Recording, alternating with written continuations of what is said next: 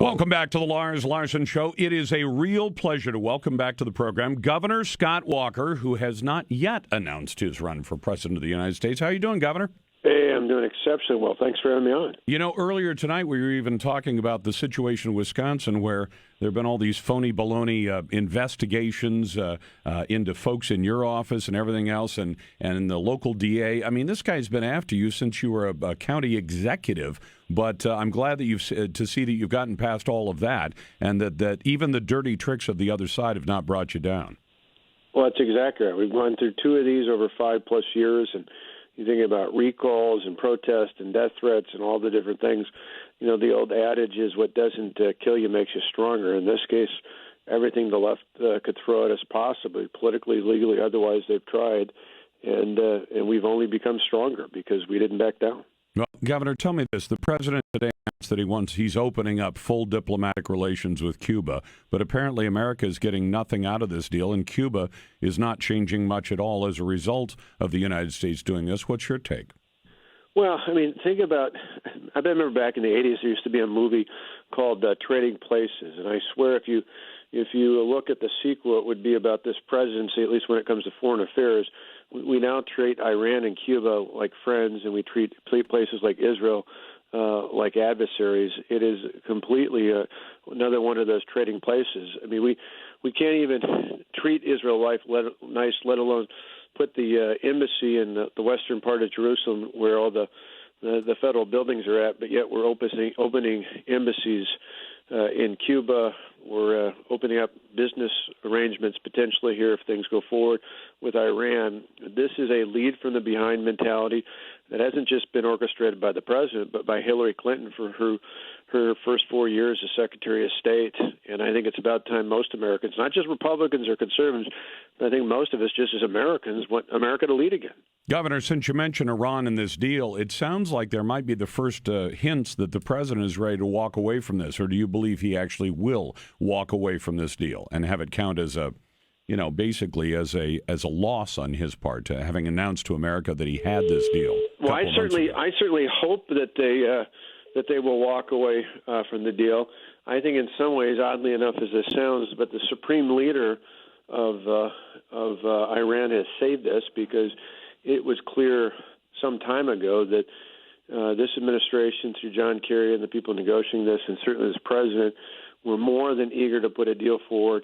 Remember, this is a guy who over the last couple of years has said that he wouldn't go forward with a deal if Iran was in violation of any of the United Nations Security Council resolutions. They're in violation of 6. He said he wouldn't go forward with a deal that didn't have an underground fortified facility being checked. It doesn't. He said he wanted a permanent deal. It is a 10-year deal.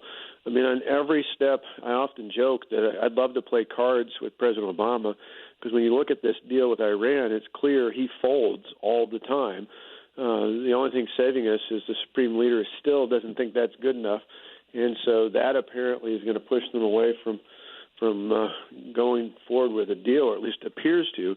But never take for granted just how far this administration and President Obama is willing to go to lead from behind. And so I still worry that this is ultimately something the next president's going to have to deal with. Well, and I wanted to ask you about that. Assuming you're the next president, how would you deal with it if you assume either that he backs away from the deal and there is no deal and Iran goes about its business, which appears to be the business of making a bomb or getting as close as they possibly can, and if he does go ahead with some kind of flawed deal that essentially signs off on the Iranians being able to do most of what they want to do, how does the next president, if you're sitting in that seat, how does the next president properly address that to secure the safety of the United States? Yeah, well, if I were to run, a lot of people are encouraging us to do that at scottwalker.com, but if we were to run and ultimately earn the vote of the American people, to me this is one of those issues I would take action on the very first day, on day one, January 20th, 2017. If I were elected president, I would pull back from this awful deal on the very first day. The only thing good about where this has been headed is he's not going to take it before the United States Senate for ratification, and therefore the next president can unilaterally dismiss it. I would then reinstate the sanctions that the United States has had in the past, which for nearly 19 years were in place and were largely working, which is why Iran was willing to come to the table in the first place, not because they wanted to change what they were doing, because this was crippling their economy. And then I would aggressively push to move our allies, encourage, lobby our allies to do the same. It's a lot easier if we don't go down that path and they don't lift the sanctions. But if they do, I still think it's incredibly important for us to reinstate them and ask our allies to do the same, because they have the capacity. They are in the process of building the capacity to have a nuclear weapon. They have illicit nuclear infrastructure. We need to have them dismantle that. We need to have full disclosure and absolute transparency. And we need to have them start dealing with others, namely the state of Israel, which has a legitimate right to exist, free of the terrorist-supported activities that Iran has frequently got their hands in.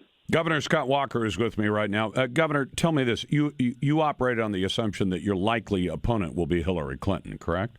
Correct. Okay. So at this point, what should the job of all the Republican runners, the ones who are seeking the GOP nomination, what should they be doing with regard to the apparent dissembling, lying, corruption, and everything else, both in her work at the State Department and in Hillary Clinton's activities with her foundation, which continues to go out and place Chelsea Clinton in places to give speeches and generate money for this foundation that apparently doesn't spend very much of its money on charity, but just operates as a political base for the Clintons. What's the job of the nominees potentially? I think one, if I were to run, to me, first step is to lay out what I'm for, to spell a clear message about how we help the people of this country grow the economy, not the government, how we help transfer power from Washington through true reform that sends it back to the states and to the people, and how we make sure, as we were just talking about,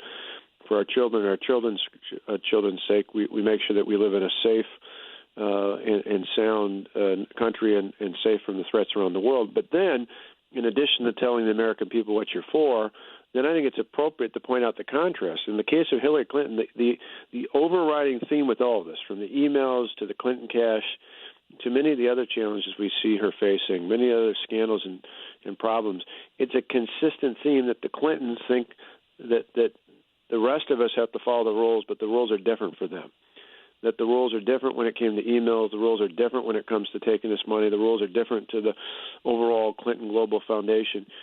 I mean, anyone taking a basic ethics course could tell you that even if it was legal, even if it followed the rules, it is a conflict of interest to take millions of dollars from foreign interest for one person speaking fees when that person is married to the Secretary of State. Anyone can tell you the problems when you're Secretary of the State, even if it's not classified, if it is sensitive information, sensitive to the interests of the American people and their security, why in the world would you have that on a private email server? I mean, sadly, with the hacking being done by the Chinese and others out there, the Chinese, the Russians, and others may very well know more about Hillary Clinton's server than do the members of the United States Congress. Governor, in the last 30 seconds, what would you do to change America's tax structure? You probably saw Senator Paul's proposal for a 14.5% flat tax. Can we get that bold a move?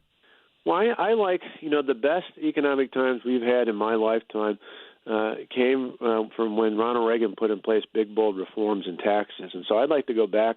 We'll lay out, should we get in, and again, people have been encouraging us at scottwalker.com, but we'll lay out a clear plan. But I like to model it off the kind of success we had under Ronald Reagan's tax reform back in the mid-1980s. Governor, it's a pleasure to have you on always. scottwalker.com, correct?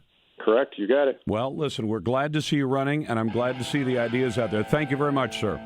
Thank you. Have a great one. And you as well. Governor Scott Walker with us.